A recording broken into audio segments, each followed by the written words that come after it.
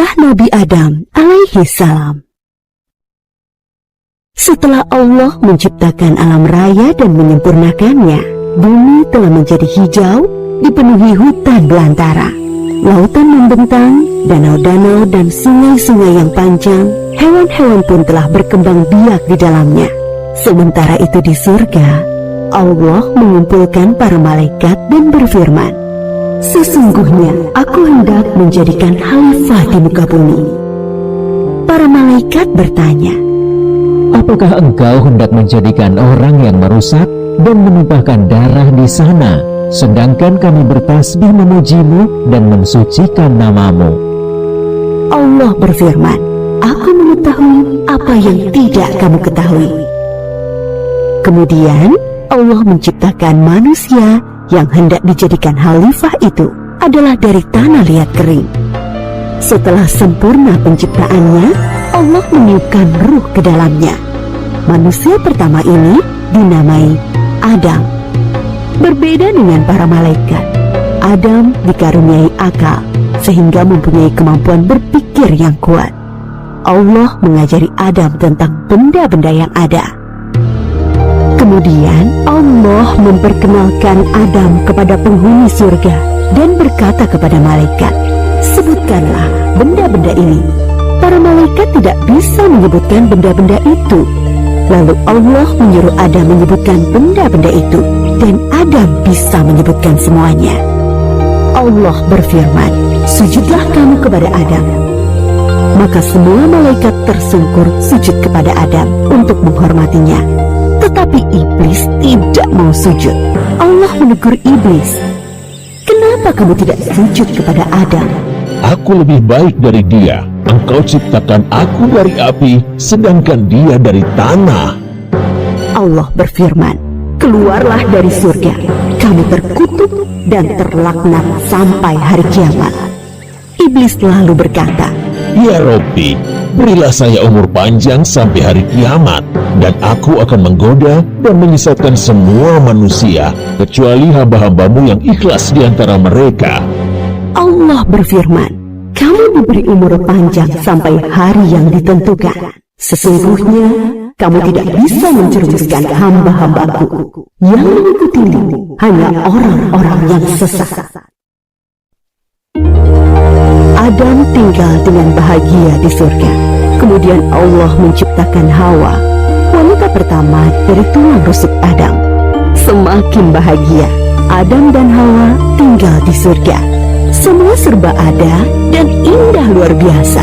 Makanan lezat berlimpah, baju beraneka dan indah, istana megah, sangat nyaman untuk tempat tinggal. Mereka bebas berjalan-jalan ke seluruh penjuru surga yang teramat luas dan indah. Allah hanya melarang mereka berdua mendekati sebatang pohon. Adam dan Hawa patuh terhadap larangan itu. Mereka tidak pernah mendekati pohon terlarang itu. Iblis yang mendengarkan larangan itu langsung menyusun rencana. Dia berusaha sekuat tenaga dan menggerakkan segenap pikiran untuk menjerumuskan Adam dan Hawa agar melanggar larangan Allah. Allah yang Maha Tahu memperingatkan Adam dan Hawa, "Hai Adam, setan itu adalah musuhmu dan juga musuh istrimu. Berhati-hatilah, jangan sampai dia mencelakakan kalian dan mengeluarkan kalian dari surga." Iblis lalu mencari kesempatan untuk menggoda Adam dan Hawa dengan berbagai cara, halus maupun terang-terangan. Dia berusaha agar mereka berdua melanggar larangan Allah, mendekati pohon terlarang. Iblis berkali-kali membujuk mereka dengan bersumpah bahwa dia hanya menginginkan kebaikan dengan kebahagiaan Adam dan Hawa. Iblis berkata, "Pohon kuldi adalah pohon kekekalan. Jika engkau memakan buahnya, maka akan kekal seperti para malaikat di surga." Dia juga berkata akan menunjukkan kepada mereka kerajaan yang kekal. Begitu gigihnya iblis membisikkan rayuan-rayuannya. Akhirnya Adam dan Hawa tergoda untuk memakan buah dari pohon terlarang itu. Begitu mereka mencicipi buah itu, hilanglah baju indah yang mereka kenakan. Mereka sangat malu dan seketika takut kepada Allah.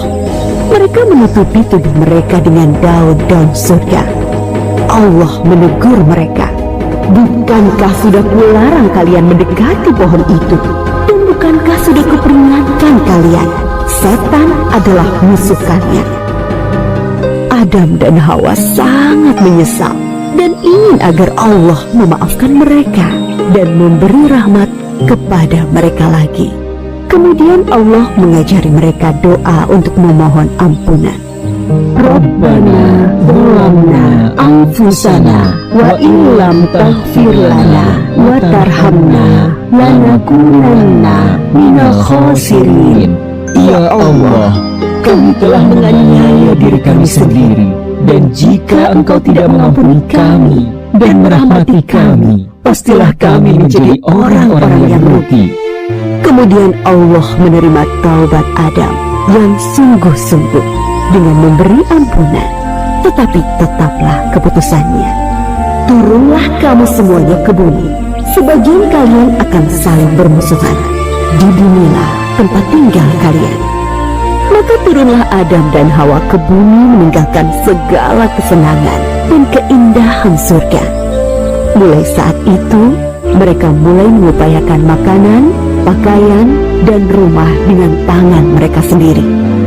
Ketika Adam dan Hawa diturunkan ke bumi, mereka ditempatkan terpisah. Setelah bertahun-tahun saling mencari, akhirnya mereka bertemu di Padang Arafah, di Jabal Rahmah.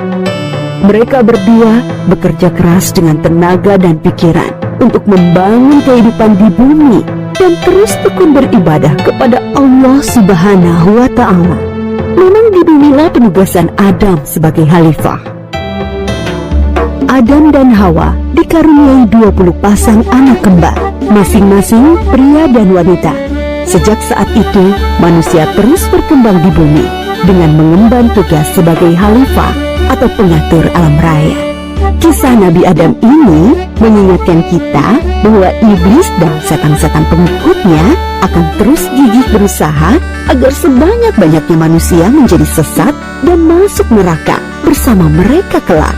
Namun jangan takut, godaan iblis dan pasukannya tidak mempan terhadap orang-orang yang ikhlas berserah diri kepada Allah.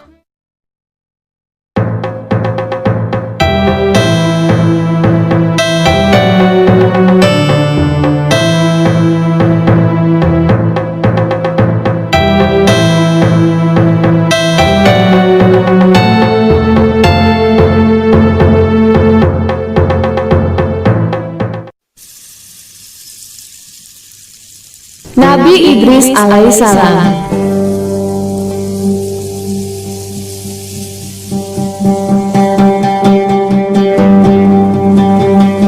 Nabi Idris alaihissalam termasuk Bani Adam atau keturunan Nabi Adam generasi ke-6.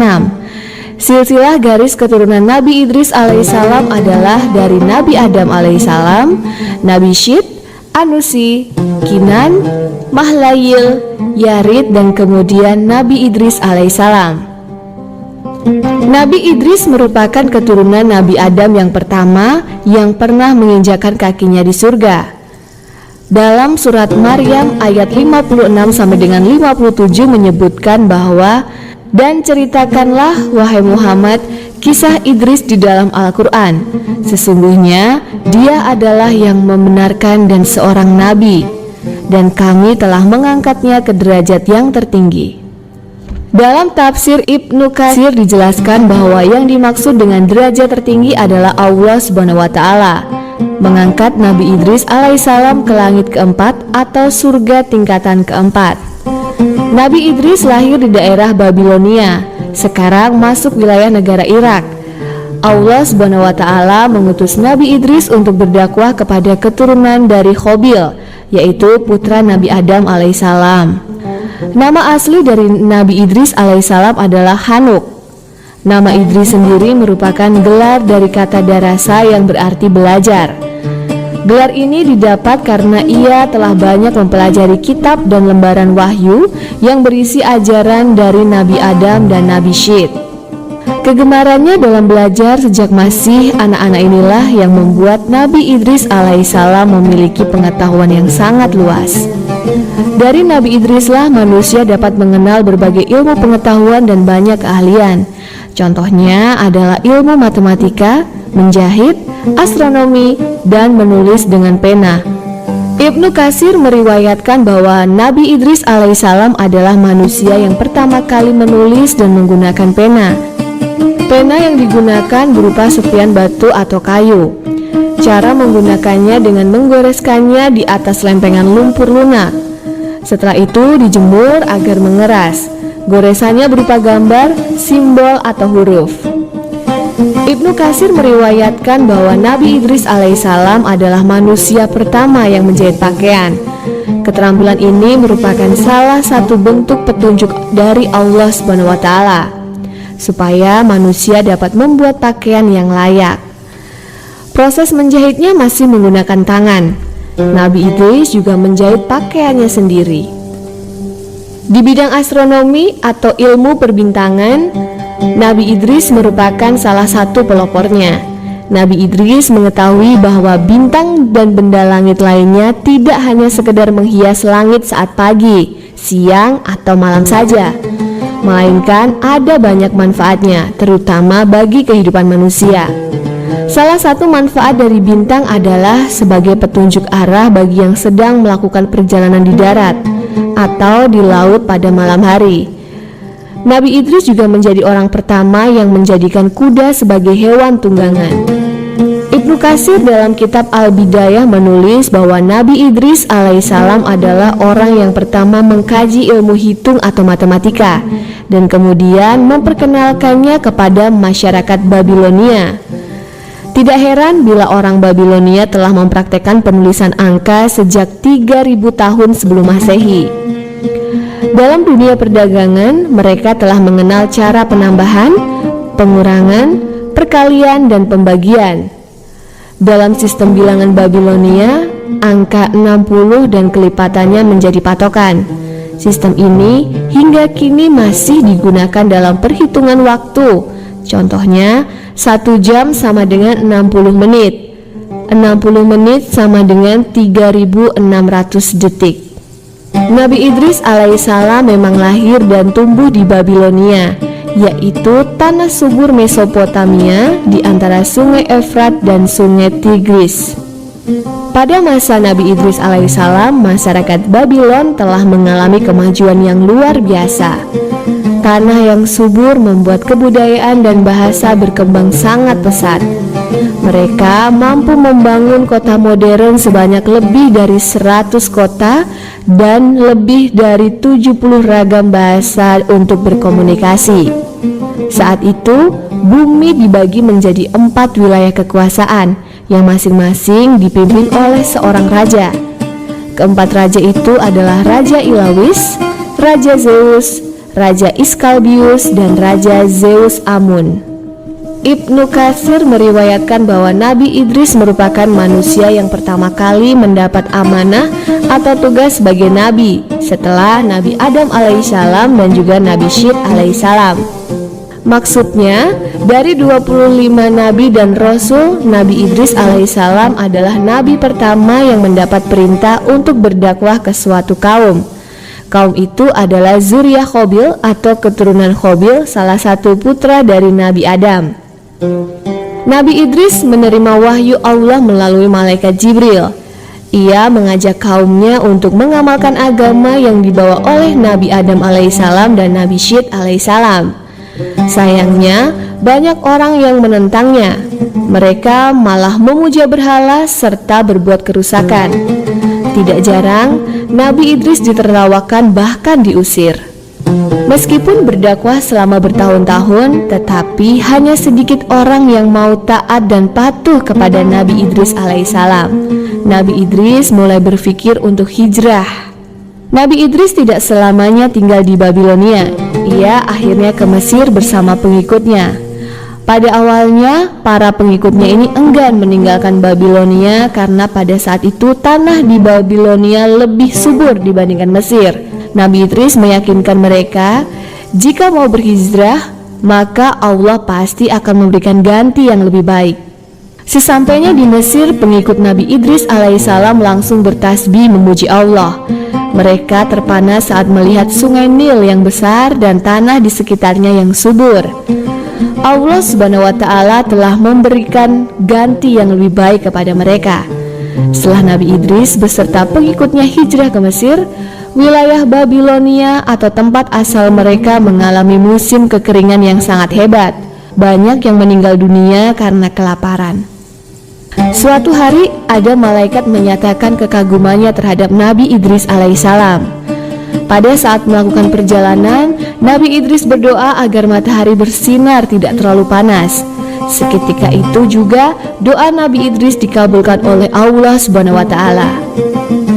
Peristiwa ini membuat malaikat pengatur matahari memohon izin kepada Allah agar diperbolehkan berjumpa dengan Nabi Idris alaihissalam. Allah Subhanahu wa Ta'ala kemudian mempertemukan keduanya. Nabi Idris alaihissalam tidak pernah berputus asa dalam berdakwah dan tidak takut menghadapi umatnya yang membangkang. Ia mendapat gelar Asadul Usud yang artinya singa dari segala singa. Ia mengajarkan bahwa yang terbaik dari dunia hanyalah merupakan kelelahan dan seburuk-buruknya dari dunia adalah penyesalan. Umatnya dilarang untuk saling iri karena semua adalah pemberian Allah Subhanahu wa Ta'ala. Cinta dunia dan cinta akhirat selamanya tidak akan pernah bertemu di dalam satu hati. Allah memberikan keistimewaan kepada Nabi Idris alaihissalam yang tidak dimiliki oleh para nabi dan rasul lainnya, yaitu diwafatkan di langit keempat. Allah memerintahkan malaikat maut untuk mencabut nyawa Nabi Idris di langit keempat.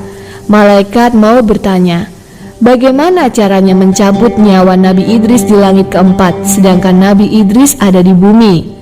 Kemudian Allah memerintahkan malaikat maut agar membawa Nabi Idris naik dulu ke langit keempat. Setelah itu baru mencabut nyawanya di sana. Malaikat maut segera melaksanakan perintah Allah Subhanahu wa Ta'ala dengan baik. Hal ini diberitakan oleh Allah dalam surat Maryam ayat 57 yang artinya, dan kami telah mengangkatnya ke martabat yang tinggi. Beberapa orang percaya bahwa Nabi Idris tidak diwafatkan. Pada suatu malam, malaikat Israel atau malaikat pencabut nyawa mengagumi kepandaian Nabi Idris alaihissalam. Kegaguman ini membuat malaikat Israel ingin lebih jauh mengenalnya. Atas izin Allah Subhanahu wa Ta'ala, malaikat Israel dapat menyamar sebagai manusia dan bertamu ke rumah Nabi Idris alaihissalam. Nabi Idris tidak mengetahui bahwa tamunya itu adalah malaikat Israel. Saat malaikat Israel memuji dan menyampaikan kekagumannya, Nabi Idris alaihissalam senantiasa menanggapinya dengan rendah hati dan bersahaja.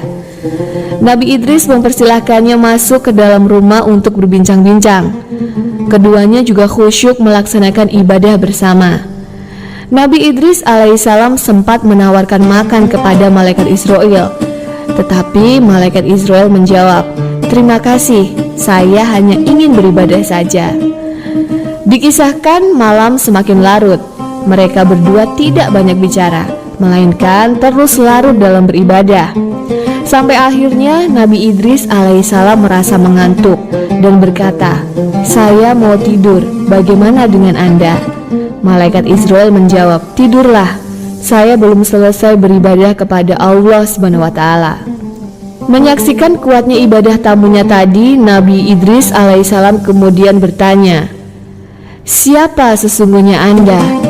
Jika manusia, tak mungkin sekuat ini." Akhirnya malaikat Israel memberitahu Nabi Idris alaihissalam bahwa ia sebenarnya adalah malaikat pencabut nyawa.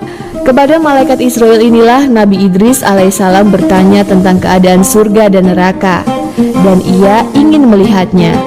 Atas izin Allah Subhanahu wa Ta'ala, malaikat Israel diperbolehkan mengajak Nabi Idris alaihissalam menuju neraka. Belum sampai di pintu neraka, Nabi Idris alaihissalam pingsan.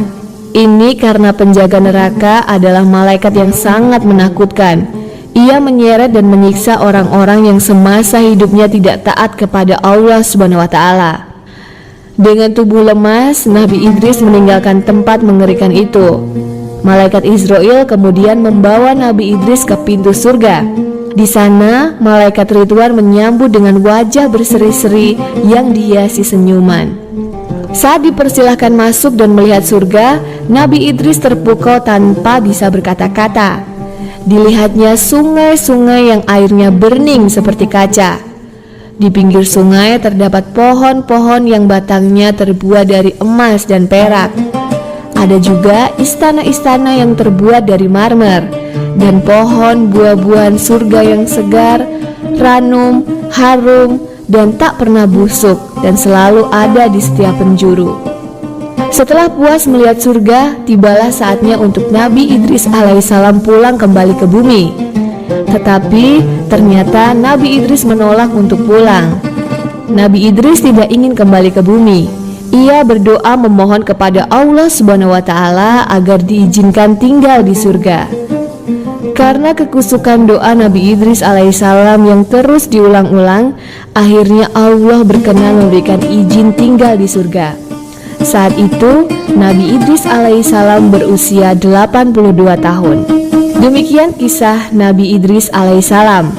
Oh ya, Nabi Idris alaihissalam juga gemar belajar. Allah mengangkat derajat orang yang berilmu. Dalam surat Al-Mujadilah ayat 11 disebutkan bahwa Allah meninggikan derajat orang yang beriman dan orang yang diberi ilmu pengetahuan sebanyak beberapa derajat. Jadi ayo belajar yang rajin ya, seperti Nabi Idris alaihissalam.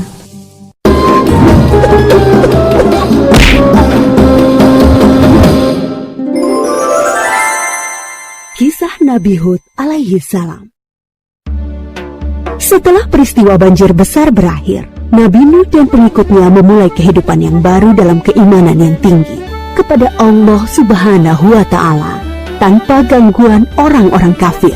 Keturunan mereka kemudian menyebar ke berbagai wilayah yang luas. Ad adalah keturunan Nabi Nuh dan putranya Sam bin Nuh.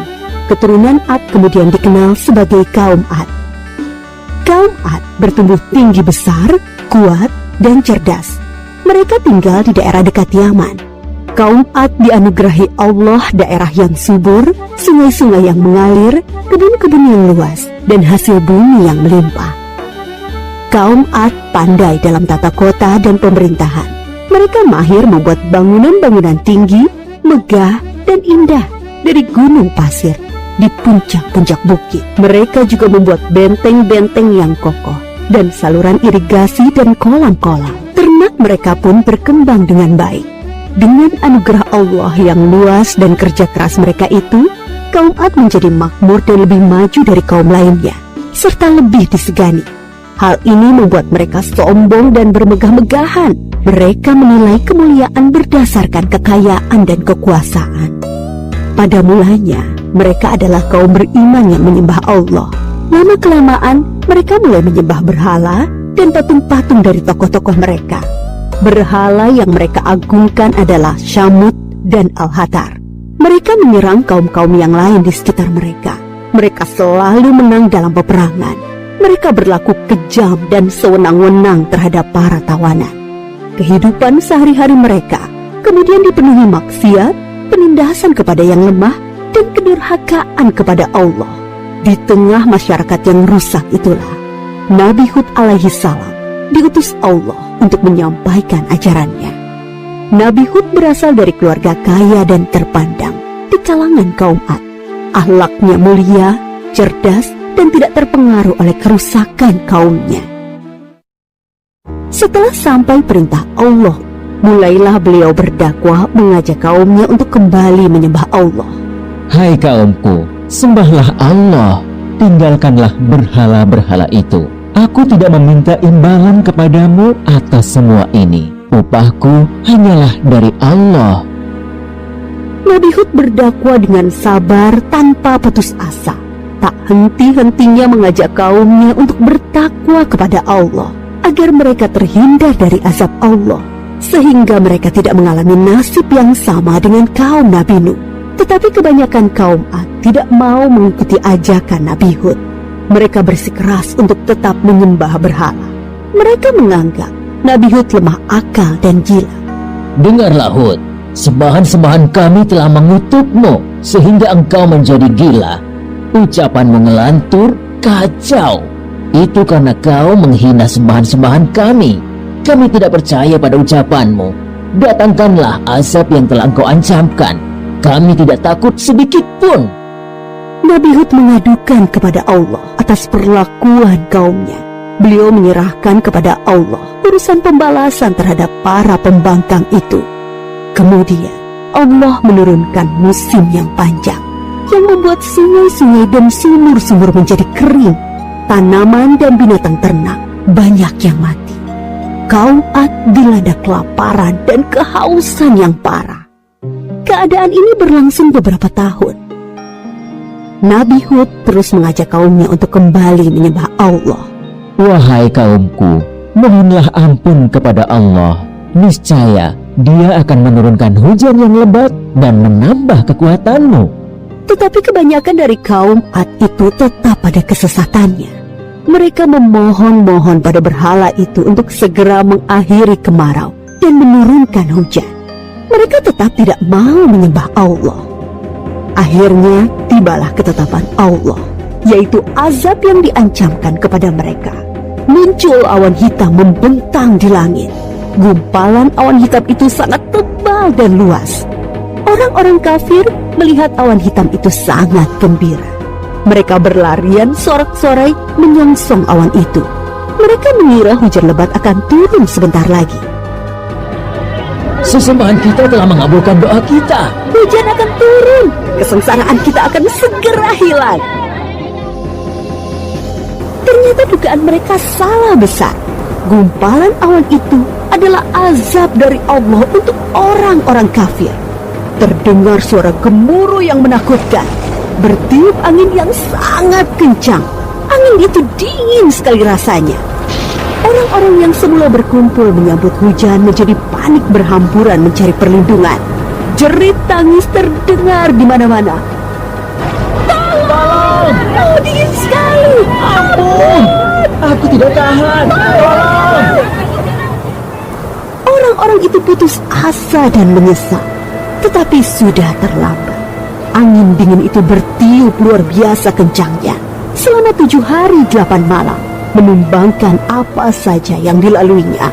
Pohon-pohon, gedung-gedung megah, rumah-rumah, patung-patung, berhala, semua rusak porak-poranda. Setelah 7 hari 8 malam, topan itu berhenti. Negeri kaum Ad yang megah telah rusak binasa. Mayat-mayat orang kafir bergelimpangan di mana-mana. Tubuh yang tadinya gagah perkasa menjadi seperti batang pohon yang lapuk.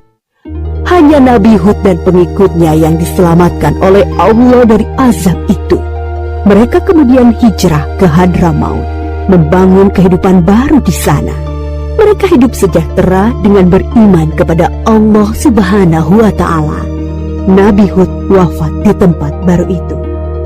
Kisah Nabi Hud mengajarkan kepada kita bahwa kekayaan, kepandaian, kekuatan tubuh yang dibangga-banggakan kaum Ad akhirnya musnah. Kesombongan dan kesesatan kaum mereka mengundang amarah Allah.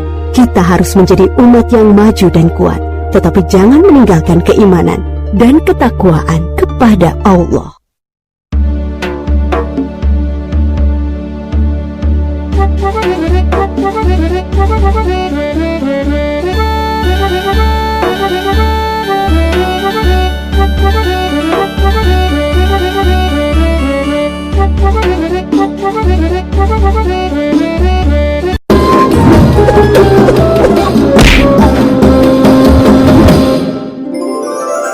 Kisah Nabi Saleh alaihi salam.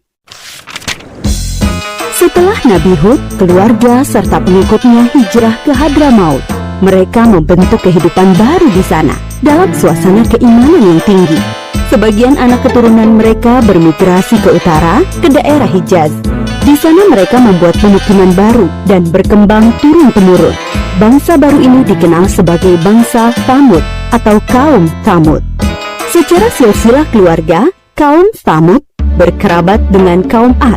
Mereka berasal dari satu kakek buyut, yaitu Iram cucu Nabi Nuh.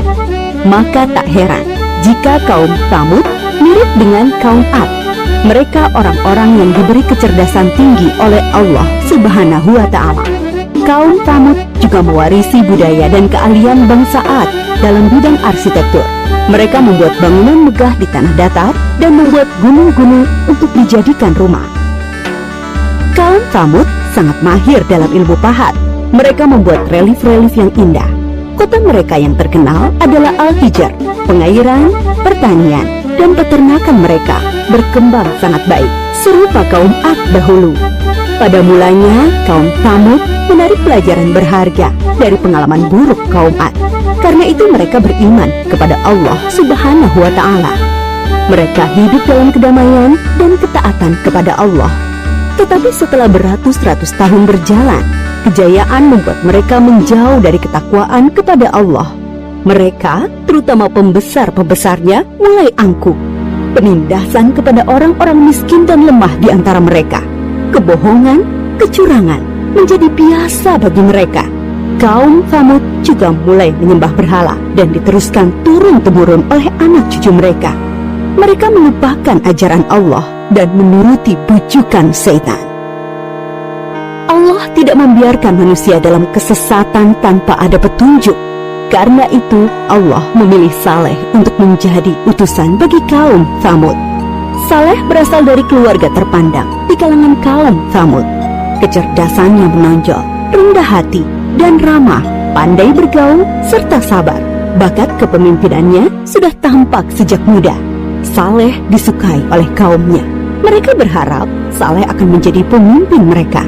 Setelah menerima petunjuk-petunjuk yang jelas dari Allah Subhanahu wa Ta'ala, Nabi Saleh alaihi salam memulai dakwahnya kepada kaumnya. Hai kaumku, sembahlah Allah. Dialah yang menciptakan kamu dan menjadikan kamu mampu memakmurkan bumi. Dan mohon ampunlah kepada Allah Subhanahu wa Ta'ala atas dosa-dosamu. Takutlah kamu kepada azab Allah. Tetapi kaumnya menjawab, Hai Saleh, kami sungguh kecewa kepadamu. Selama ini kami mengharapkan kau akan jadi pemimpin kami. Sekarang kau melarang menyembah berhala-berhala. Padahal ini adalah warisan nenek moyang kami. Kami tidak mau mengikutimu. kebanyakan kaum Tsamud tidak mau percaya kepada dakwah Nabi Saleh, terutama para pembesar-pembesarnya. Hanya sebagian dari mereka yang menyambut seruannya, terutama dari golongan-golongan miskin dan lemah.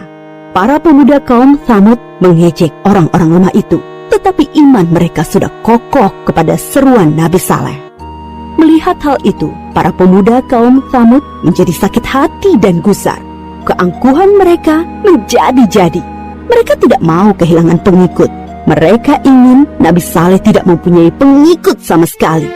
Mereka berusaha agar orang-orang beriman itu meninggalkan Nabi Saleh dan kembali menyembah berhala mengikuti mereka. Kemudian mereka menantang Nabi Saleh untuk mendatangkan mukjizat. Mereka berpikir tentulah Nabi Saleh tidak bisa memenuhinya, dan jatuhlah wibawahnya di mata para pengikutnya. Dengan demikian, orang-orang beriman itu akan meninggalkan Nabi Saleh. Hai Saleh, jika kau benar seorang nabi, perlihatkan kepada kami mukjizat. Kalau tidak, tentulah engkau pembohong. Nabi Saleh menjawab, Akan kutunjukkan kepadamu suatu mukjizat, tapi dengan syarat kalian harus mengikutiku menyembah Allah. mereka menuju Bukit Berbatu. Nabi Saleh memohon kepada Allah dengan penuh kesungguhan supaya diberi mukjizat. Dari dalam batu besar keluarlah seekor unta yang sangat istimewa. Besar, gemuk, berbulu tebal, sangat bagus, dan hamil 10 bulan. Para pemuka kafir sangat terperanjat. Kaum Tsamud memang ahli dalam memahat batu, tapi unta ini sungguh indah dan hidup, bukan patung pahatan dari batu. Nabi Saleh berkata, Inilah unta Allah, jangan kalian mengganggunya, supaya tidak turun azab atas kalian. Dia mempunyai giliran makan dan minum dengan kalian. Sehari biarkan dia minum dari sumber air. Sehari giliran kalian dan ternak kalian. unta itu bebas berkeliaran di pemukiman kaum Tsamud. Pada hari di mana unta itu minum dari sumber air mereka, semua ternak menyingkir seolah mempersilahkannya. Air susu unta itu cukup untuk memberi makan banyak orang setiap hari. Siapapun boleh memerahnya, tetapi tidak boleh mengganggunya. Tapi semua ini tidak menjadikan pemuda-pemuda Tsamud beriman kepada Allah dan Nabi Saleh. Sejak itu, pengaruh Nabi Saleh semakin besar. Bertambah kuat keyakinan orang yang beriman. Para pemuda Tsamud semakin cemas. Mereka takut wibawa mereka makin turun dan tidak mempunyai pengikut lagi. Maka mereka mengadakan rapat rahasia untuk menghentikan dakwah Nabi Saleh. Mereka sepakat untuk membunuh unta mukjizat itu. Para pemuda Tsamud menyuruh 9 orang untuk membunuh unta itu. Mereka ini adalah para penjahat yang dikenal berani dan kejam. Bersama-sama mereka membunuh unta. Ada yang memanah dan seorang menyembelihnya. Pemuda Tsamud mengumumkan pembunuhan unta itu dengan congkaknya. Mereka berpikir dakwah Nabi Saleh akan terganjal. Tentu banyak orang beriman yang akan meninggalkannya karena mukjizat yang sudah tidak ada. Masyarakat sangat sedih dan ketakutan mendengar kabar itu.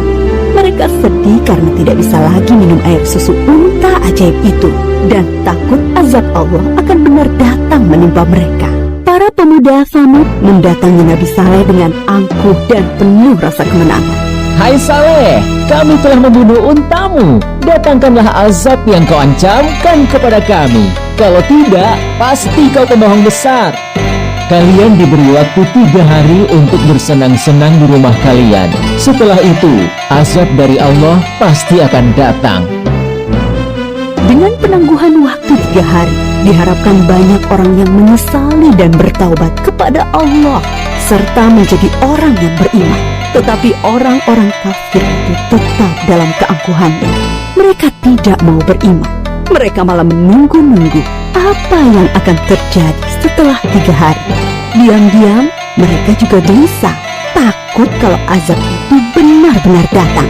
Akhirnya mereka merencanakan membunuh Nabi Saleh agar azab itu tidak jadi datang. Mereka mengutus kembali 9 orang yang telah membunuh unta untuk membunuh Nabi Saleh. Tetapi niat mereka digagalkan oleh Allah. Ke-9 orang itu mati ditimpa batu dari langit ketika menuju rumah Nabi Saleh. Nabi Saleh dan pengikutnya kemudian hijrah ke Palestina. Menjelang hari datangnya azab, Nabi Saleh sangat sedih meninggalkan Al-Hijr, membayangkan azab Allah akan menimpa kaum satu kampung halamannya. Aku telah menyampaikan kepada kalian ajaran Allah, tetapi kalian tidak menyukai kebenaran. Kemudian Nabi Saleh berangkat menuju Palestina bersama sekitar 110 pengikutnya. Setelah 3 hari berlalu, terdengar suara sangat keras menggelegar dari langit. Petir menyambar dan bumi berguncang karena gempa dahsyat. Semua orang kafir itu mati mengenaskan. Bangunan yang mereka banggakan banyak yang ambruk. Binasalah kaum Tsamud yang durhaka. Sampai saat ini, sisa-sisa pemukiman kaum Tsamud berupa rumah dan gedung dari batu yang dipahat masih bisa dilihat di Saudi Arabia dan merupakan situs bersejarah dunia. Kaum Tsamud dibinasakan oleh Allah dengan azab yang singkat tapi dahsyat. Mereka diazab karena tidak mengesahkan Allah dan tidak mau mengikuti utusan Allah, yaitu Nabi Saleh. Mereka memilih mengikuti syaitan. Dan walaupun yang membunuh unta hanya beberapa orang, tetapi orang kafir yang lainnya merestui. Mereka mendiamkan perbuatan jahat di antara mereka. Kisah kaum Tsamud mengajarkan kepada kita keharusan taat kepada Allah dan Rasul-Nya, serta pentingnya amar ma'ruf nahi mungkar dalam masyarakat, yaitu menyuruh kepada kebaikan dan melarang kemungkaran.